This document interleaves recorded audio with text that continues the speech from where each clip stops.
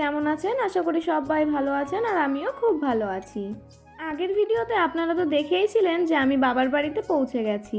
ভাই আইসক্রিম কিনে দেওয়ার পর আইসক্রিম খেয়ে সুন্দরভাবে ভিডিওটা শেষ করেছিলাম।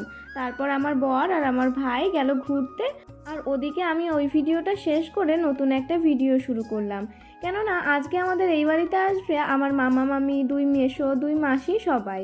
আসলে বাড়িটা এখন জমজমাট হয়ে উঠবে, আর সেই কারণে আমার বর কিন্তু সকাল সকাল চলে এসেছে শ্বশুর বাড়িতে আমাকে সাথে করে নিয়ে। তো এদিকে মা রান্নাবান্নার প্রস্তুতি চলছিল।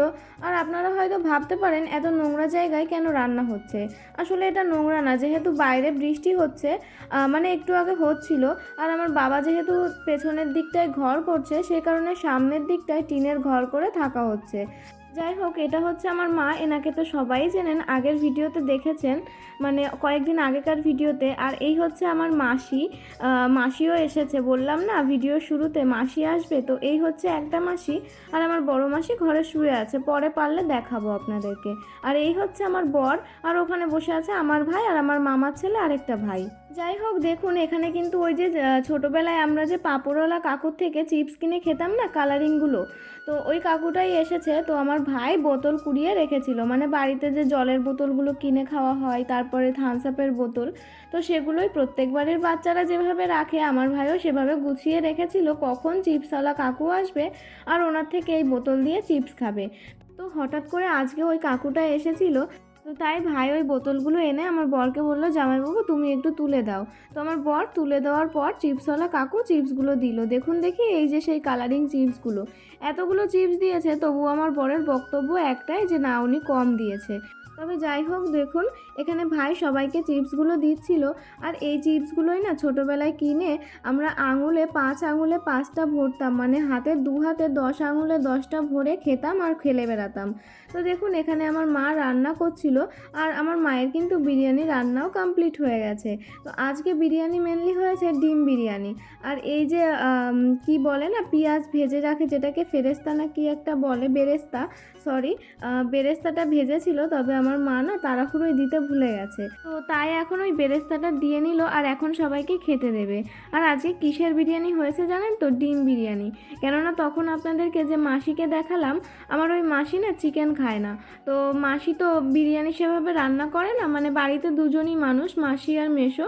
তো সেই কারণে মা বলল এমনি সময় তো চিকেন বিরিয়ানি করা হয়, আজকে মাসি এসেছে, মাসিকে একটুখানি আমি বিরিয়ানি খাওয়াবো।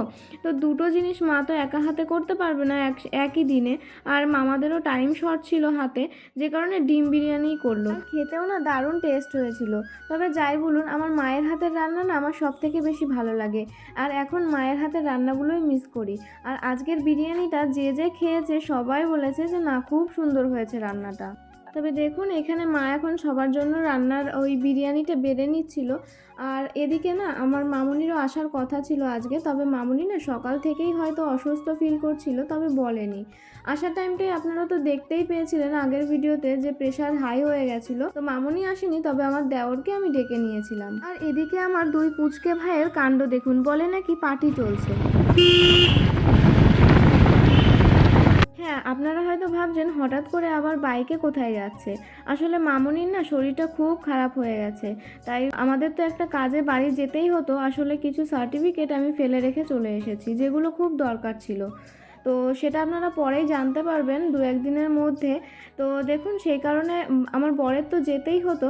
তো মা বলল যে যা, মামনিকে একটু দেখে আয়। হ্যাঁ, আমি কিছুদিন থাকার জন্য এসেছিলাম, তবে যেভাবে বাবার বাড়িতেও ঘুরতে হবে সেভাবে আমার শ্বশুর বাড়িও সামলাতে হবে, তাই না? তো এই যে এই জিনিসটাই আমার বাবার বাড়ি থেকে সবাই সবসময় আমাকে বোঝায়, আর আমিও সেটা বুঝি।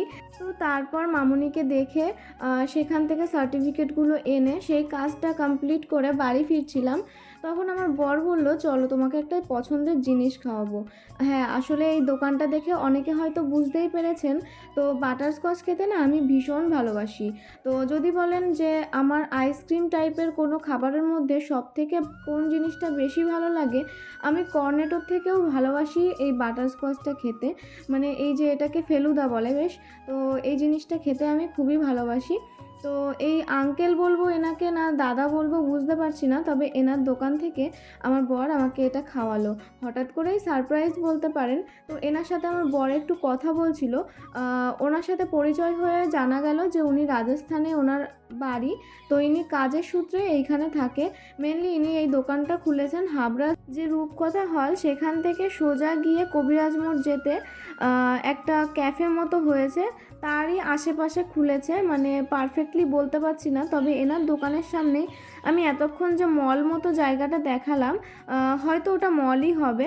তো ওটার অপোজিটেই এনার দোকানটা ভীষণ সুন্দর বানায়।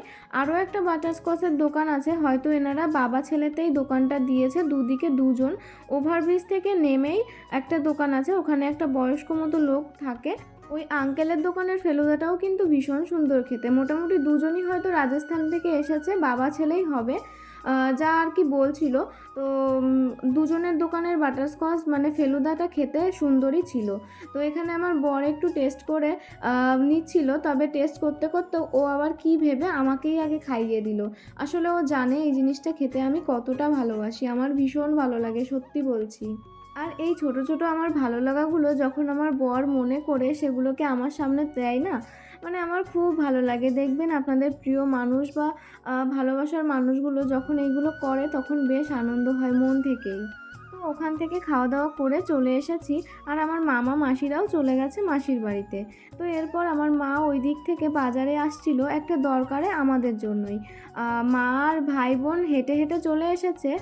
সরি, বোন আসেনি, বোন তো টিউশন পড়তে গেছে। মা আর ভাই এসেছে। এদিকে আমি আর আমার বর তো বাড়িতেই ফিরছিলাম।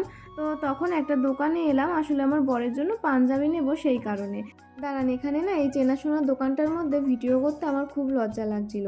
তো এই পাঞ্জাবিটা কোনটা নেওয়া হয়েছে তো সেটা আপনাদের পরের ভিডিওতে বা এই ভিডিওতেই লাস্টে বাড়ি গিয়ে দেখিয়ে দেব। তো এই পাঞ্জাবিটা নেওয়া হলো আমার বরের জন্য, তো মাই দিল কিনে। তো তারপর আরও অনেক কাজ ছিল আমাদের, সেগুলো কমপ্লিট করলাম। আর তারপর আমার বর কিন্তু আমার ভাইকে নিয়ে চলে গেছে। ওদিক থেকে বোনও এসেছিল টিউশন পড়ে ফেরার পথে, কেননা ওর স্কুল থেকে কোনো একটা কাজের জন্য ফটো তুলতে বলেছে। তো সেই জন্য পাসপোর্ট সাইজের ফটো তুলতে এসেছিল। তারপর ওরা তিনজনে চলে গেছে। হ্যাঁ, আমার ভাই এসেছিল হচ্ছে বাইকে করে, আর আমার বোন এসেছিল ওর সাইকেলে করেই, কেননা ও সাইকেল নিয়ে পড়তে গেছিলো সেই কারণে। তো তারপর আমরা মোগলাইটা দেখলেনি তো আনতে গেছিলাম। তো ওই কাকুটা বানাচ্ছিল, যেটা আমি ভিডিও করলাম। তো তারপর আনার পর আমি এই যে মোগলাইটা বেরও করে নিচ্ছিলাম। তো সেভাবে না আমি মোগলাই খেতে পছন্দ করি না, তবে আজকের মোগলাইটা এত সুন্দর ছিল আপনারা না খেলে বুঝতে পারবেন না। তবে আপনাদের তো আর দিইনি যে আপনারা খেয়ে বলবেন। তবে আমাদের এই হাবড়ার যে দোকান থেকে এনেছি ওই দোকানের মোগলাইগুলো কিন্তু বেশ সুন্দর খেতে। তো দেখুন আমি এখন মোগলাইটা বের করে নিচ্ছিলাম। আর জানি না কে আমার ক্যামেরাটা ধরেছিল, আই থিঙ্ক আমার বর ধরেছিল। ক্যামেরাটা এত কাঁপাচ্ছে কি বলবো, পুরো ভিডিওটাই খারাপ করে দিয়েছে। তবে আমার ফোনে না কেমন একটা প্রবলেম হচ্ছে, ভিডিওগুলো করার সময় সুন্দরভাবে করা হচ্ছে, তবে যখন আমি এখন এডিট করছি এত প্রবলেম হচ্ছে, ভিডিওগুলো কেমন কেঁপে কেঁপে গেছে। তারপর আবার দেখছি কখনো স্লো মোশন হচ্ছে, কখনো স্পিডে বেড়ে যাচ্ছে, এরকম প্রবলেম হচ্ছে। জানি না কি প্রবলেম। ফোন থেকে সব ভিডিও পোস্ট করার পর আমি আবার ভাবছি ফোনটাকে একটু আপডেট করব। তো দেখি কি করি, কবে করি। তো দেখুন এইখানে আমাদের জন্য একটা থালায় নিয়ে নিলাম, আর একটা থালায় মায়ের জন্য নিয়ে নিলাম। তো মা তো জামাইয়ের সাথে খেতে পারে না, আসলে এগুলো না এখনও অনেক অনেক বাড়িতে মানে শাশুড়ি জামাই শ্বশুর একটা থালাতে খায় না, যেরকম ধরুন আমাদের বাড়িতে মানা হয়। তো আমার মা যতটা পারে ততটা মানার চেষ্টা করে, তাই মায়েরটা আলাদা বাটিতে দিলাম আর আমাদের চারজনেরটা একটা থালায় নিলাম। আমার বরই বলল যে একটাতে নিয়ে এসো। আর এই হচ্ছে মোগলাইয়ের তরকাটা। দেখে সেরকম ভক্তি আসছিল না, তবে খেতে কিন্তু দারুণ টেস্ট হয়েছিল তরকারিটা। আর মোগলাই আর কি বলবো। এই যে দেখুন আমি এতক্ষণ বেড়ে রেডি করে দিলাম, আর এদিকে সবাই বসে পড়েছে, আমাকে একটু ডাকলোও না। তবে না আমার বরের কিন্তু আমার জন্য মায়া আছে, এই দেখুন আমার জন্য জায়গা খালি করে দিচ্ছে। তো তারপর মোগলাইটা খেয়ে এদিকে আমার বর আমার বোনকে দিয়ে ওর পা টেপাচ্ছিল, বলছে আজকে খুব কষ্ট হয়ে গেছে, একটু পা টিপে দাও। তবে চলুন ও পা টিপতে থাকুক, আর আমিও ভিডিওটা এখানে শেষ করি। ভালো থাকবেন সবাই।